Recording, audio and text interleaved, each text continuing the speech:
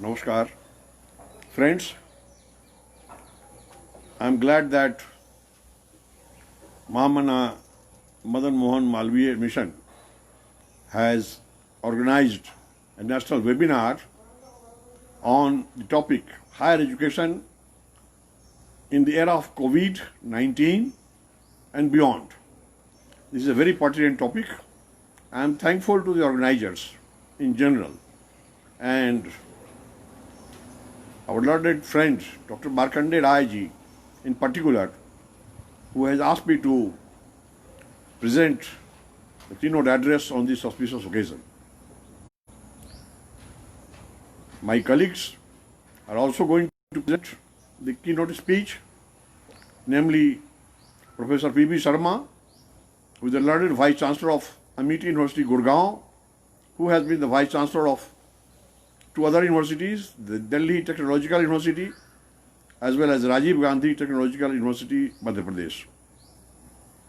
We have other friends, Professor B.B. Dhar, who is the President of the Mahamana Madan Mohan Malviya Mission Delhi chapter, NCR chapter, as also my friend Professor Birendra Goswami, who has been in the NASA as a scientist, who has been the Vice Chancellor of two Indian universities and who is a renowned thinker.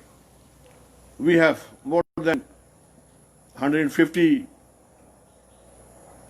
audience who are going to interact in their own way. We have Professor Arun Kumar, the former Vice Chancellor of Patna University, who is going to present his concluding remarks. Coming back to the main topic. Friends, I am glad that this webinar has been organized coinciding with the announcement of the National Educational Policy yesterday, which was designed and presented to the Government of India by Honorable Dr. Kasturi Rangan, who is a renowned scientist who has been the chairperson of ISRO and who has presented a very grand report by modifying most of the obsolete systems of education. Let us hope that they are implemented soon, and during implementation our team at the Confederation of Indian Universities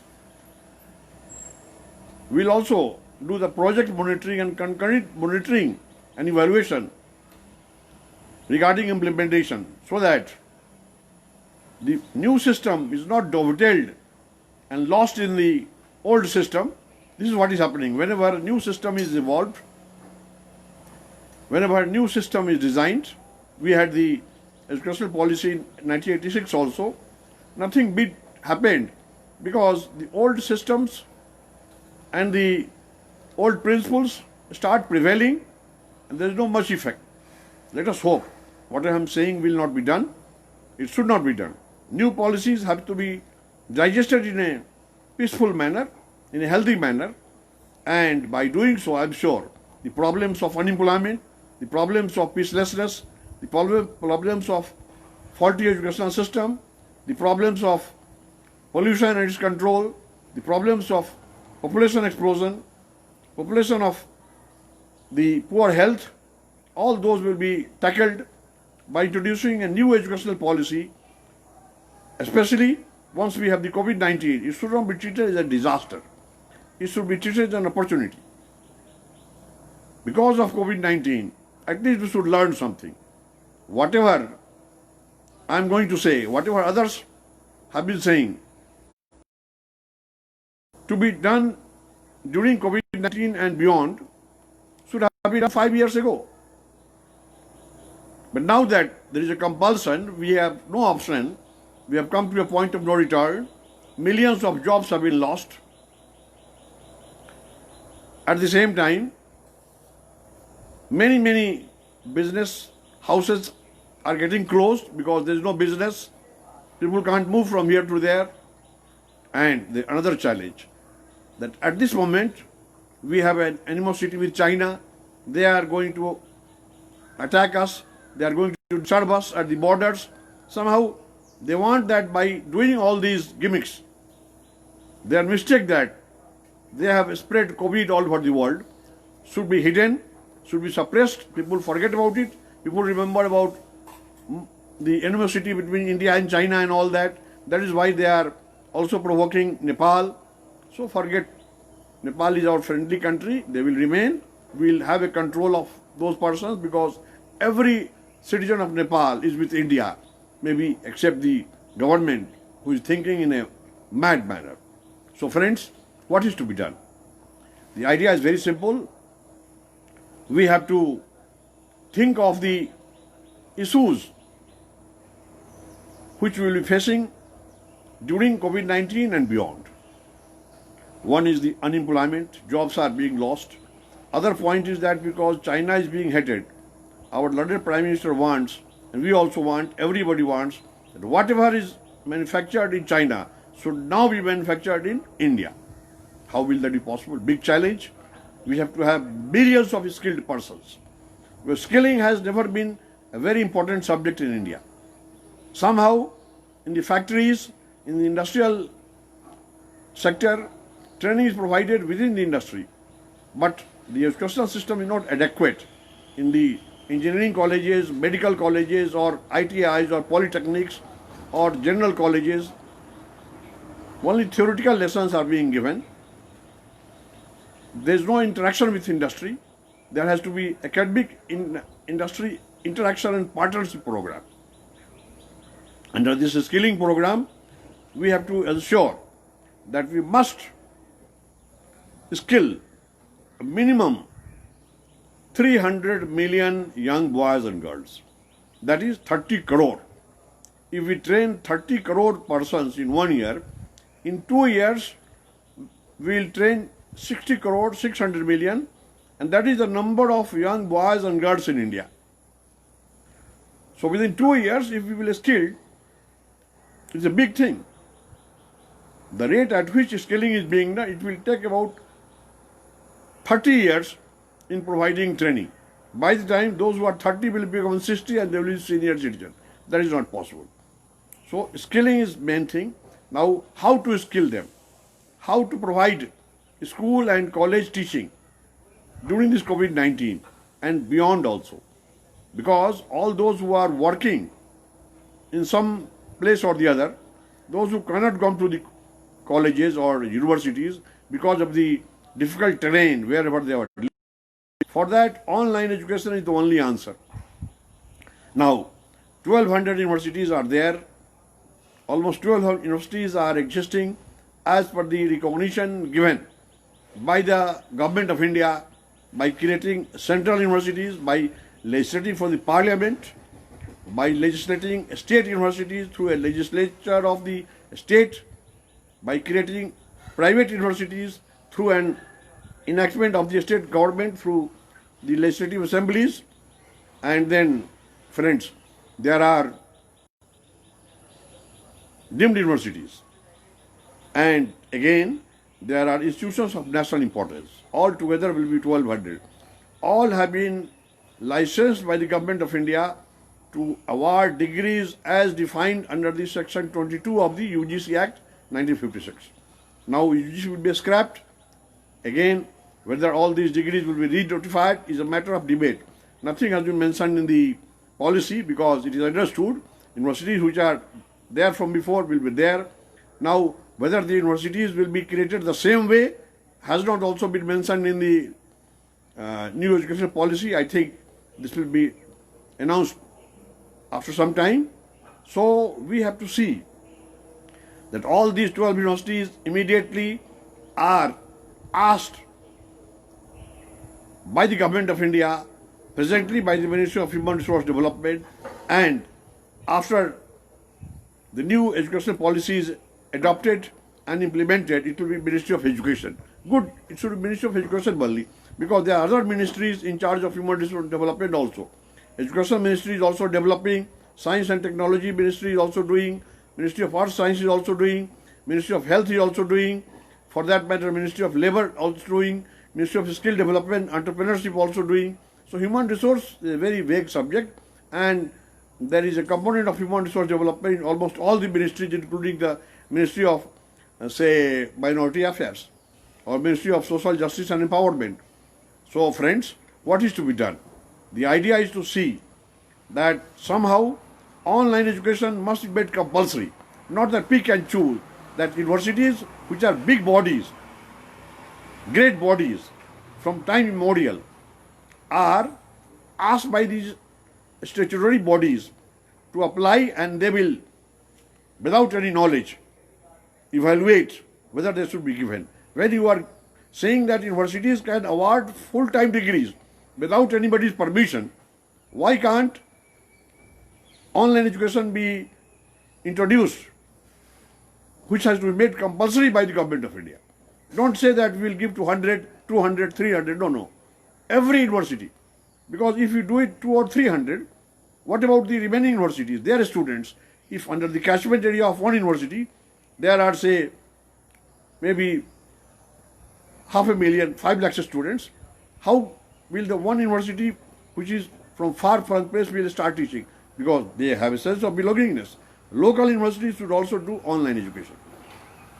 Now, what is the other area? Once there will be many industries coming up. We have the funds in India. There are investors from other countries, except China, North Korea, Pakistan. All countries will be invited to invest. And of course, India has too much of money to be spent and invested for having industrial enterprises. In that case, it's not that we should boycott China product.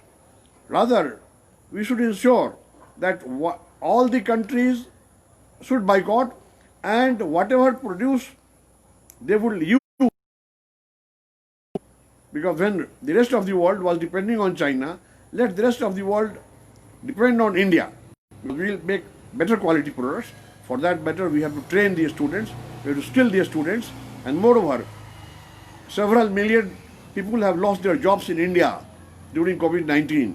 So what is to be done for them? They have to begin orientation training so that they are up to date and they are selected in the new enterprises which will come up. At the same time, I also expect that those persons who have lost their jobs, it should be an opportunity for them to become entrepreneurs. They can also undergo a 6 months or a 3 months compulsory training, a capsule course, at least about 1,000 hours course regarding all those areas which are to be covered as an entrepreneur. How will they start? How will they name? How will they get the license? How will they apply? How shall they finance? How shall they recruit manpower? How shall they produce? How will they do marketing? How shall they export? All those things will be there, and they will be taught accordingly. Once they know all the aspects, it is possible to start, because Government of India is giving huge funds, and they can collaborate, they can have venture capitals, they can have funding from outside, and with the technologies they will develop, they can also become a job giver. Because the idea is not to become a job seeker. The job should be sought only when one cannot become a job giver. Now, in the educational policy, it is also important that they will not only be skilled, and they will not only be trained in the area of rural and urban entrepreneurship. We have to tackle other issues also. For example, if the idea of skill development is there, of course, it is being implemented by the Ministry of Skill Development and Entrepreneurship. Now, they are not involving the universities. They feel, let us not touch the universities, let us touch the spurious, small, useless organizations who will do skilling. They have no experience of skilling, they have no staff, they have registered a company, they are good in canvassing, and by loitering in the corridors of Secretariat of the state government, central government, they get the work, say 10 crore, 100 million rupees they will get, and they have to spend in 1 year, and the government is after them that you must spend and provide training to 5,000 persons. Now, they don't have any knowledge. Once Skill Development Ministry coordinates with the universities, let all the 1,200 universities be involved directly, because they should respect the universities. The Honorable President of India, the Vice President of India, Prime Minister of India, all the members of parliaments, the governors, the chief ministers, ministers, MLAs, bureaucrats, technocrats, all are products of universities. So they should not isolate in that case. If skill development is to be done, let it be monitored by them. Supposing under the catchment area of one university, there are 500 centers to be controlled by them. Universities will have eyes on them and ensure that programs are implemented. Now, universities are just spectators. They are seeing that small firms are coming. They are collaborating with institutions where there is no facility and the trainees are admitted, funds are spent, utilization certificate is made, and they still remain unemployed. Certificates are given by those trained persons that they are in job. So the 100% money is disbursed by the Ministry of Skill Development, and a time will come. There will be millions and millions of young minds who will be trained but unemployable. Will you believe? How will you think if after spending tons of money, we have many trained persons, all certificate holders, diploma holders, through Ministry of Skill Development, all unemployable. They never get a job. Being unemployed is not a bad thing. Today somebody is unemployed, tomorrow they will be employed. But if somebody is unemployable, they will remain unemployable for their lives. So we have to see this. Again, I was talking about the training to the politicians. It should come in an education system. While students are graduating or doing master's degree or PhD in law or medicine or engineering or technology, social sciences or pure sciences, biosciences, many of them have become politicians. But there is no proper training. They should be trained from the day one. While they are in college, there should be some capsule course. Should you feel like becoming an entrepreneur? This is the capsule. Should you feel like being a politician? This is the capsule. Should you feel like, say, doing something else like seeking a job? This is the capsule. Students who are seeking a job never know. It has been never taught in my university or college as to how to seek a job, how to write the biodata, how to write an application, how to face interviews. They are rejected. Those who do the industries, they do not know. They try to know from the industries department clerks and officers, please tell me how to start the industry. It will fail certainly. Whatever money is given through the banks with the consent of the Honorable Prime Minister of India will go down the drain. So the training is a must. Politicians must be trained. What are the salient features of being a politician? And they must be trained that the politicians should go to the political route through social work only. A social worker has to become a politician. Not that they become a politician and start hating the social worker. No, that is the route. Philanthropy is the route. Until such time they are politicians, they are automatically de facto social workers. They should feel. They should not hate social workers. That they are politicians, they are ministers. No. They should have friendship with them. They should see that with the help of the NGO activists, social workers, the entire idea of the government of India should reach the grassroots level. That way it will be done. So, friends, it is very simple. During Covid-19, first issue will be job loss. For them, we have to do rehabilitation by providing them skill training in new areas and the same area, up-to-date knowledge to be updated, and value-added courses are to be done. How? Through online education. They have to be trained in the area of entrepreneurship so that some of them could become a job giver and the rest of the persons who have lost jobs could be selected and get jobs there, or the new industries which will come up. There should be at least, I think, 1 million new industrial houses will come, industries will come. Only then we will be able to really cater to the needs of entire world. Not that we have to produce for ourselves. Of course, India is a big country, something like 1400 million population, which is going to be a big population, and maybe in another 20 years will be number one in the world, highest population in the world, which is not very good. We have to think about population education. Under the educational policy, it should be made compulsory that we have to have a controlled population size, and unless and until we cut the population by half, maybe in another 30 years or 40 years, by having a controlled population size, by also making the different communities understand regarding the need. Hindus will have a new communication strategies, Muslims different, Christians different, Zoroastrians different, or for that matter, Christians different, Jains different, Buddhists different. All should be given the slogan and the counseling according to their own religion, so that they must understand that a small family size, one child is better, two is maximum, those things. Now, coming to the teaching of environment is also essential.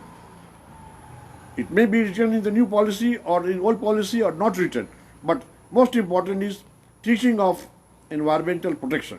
If we don't protect our environment, we'll be doomed. We have come to a point of no return where there is no option. We are most polluted, especially Delhi, where we live, one of the most polluted places in the world. So how shall we depollute? For that matter, we have to have a marriage of unemployment with pollution. We have unemployment. Another problem is that pollution. We have to have a marriage of unemployment and pollution to create environment-friendly and sustainable jobs. If we have marriage of unemployment pollution, the first child will be known as creation of eco-friendly job. Padyanukulit Rozgar will be the name of the first child. And once we have eco-friendly jobs, there is no pollution. So we have to think of all this, and only then it will be possible.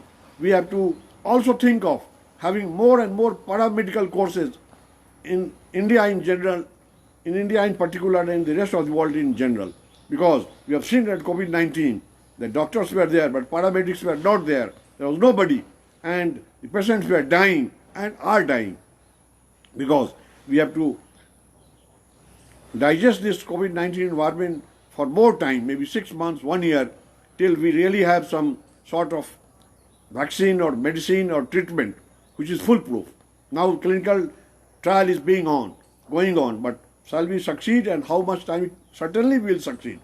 And it is a man-made disaster, we know. So once the disaster and this bio-terrorism type of thing is so difficult that if it is a natural, say a virus, we can have the medicine and the innovative approach towards having the solution for treating. But if it is man-made, the nature also changes. So that way it is quite possible. So the skill development is one, entrepreneurship is other. Then third is the effective manpower through paramedical and other staff which are lacking during COVID-19. Now, next point is online education, which is a must, and all the 1200 universities must do it. I mean, Government of India must ask all the 1200 universities to start online education within 3 months. If they don't start, they will be punished. Don't say that they have to apply. Why should they apply? We have given the license to run all the courses regular. You are saying regular is all right. Regular is the most prestigious thing, and that you are not controlling. Anybody can do it.